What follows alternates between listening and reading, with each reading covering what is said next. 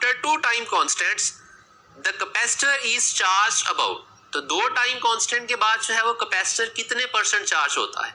तो students charging of capacitor जो है वो हम डिस्कस करते हैं इस रिलेशन से। अब इस रिलेशन से जो है वो मैथमेटिकली आपने टाइम कांस्टेंट या टाइम की वैल्यू पुट करके सॉल्व नहीं करना, सिंपली जो है वो 5 टाइम कांस्टेंट्स के लिए कैपेसिटर के ऊपर जो इंस्टेंटेनियस चार्ज है उसकी वैल्यू आप जो है वो याद रखेंगे। अगर हम बात करें t इज इक्वल्स टू 0 पे तो कैपेसिटर की चार्जिंग जो है वो 0 होती है, means instantaneous value of charge capacitor पे क्या है 0 होती है।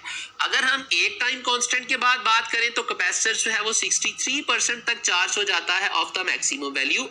2 टाइम कांस्टेंट के बाद स्टूडेंट्स कैपेसिटर 86% चार्ज होता है ऑफ मैक्सिमम वैल्यू।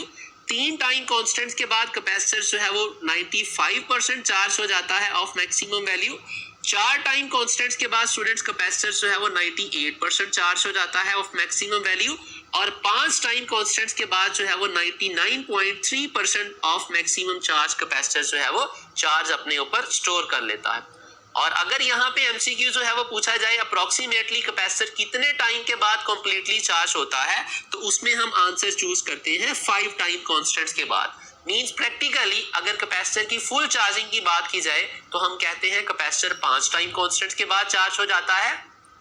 और आइडियली स्पीकिंग अगर कैपेसिटर की को 100% आपने चार्ज करना है तो उसके लिए कैपेसिटर इनफाइनाइट टाइम यूज करता है।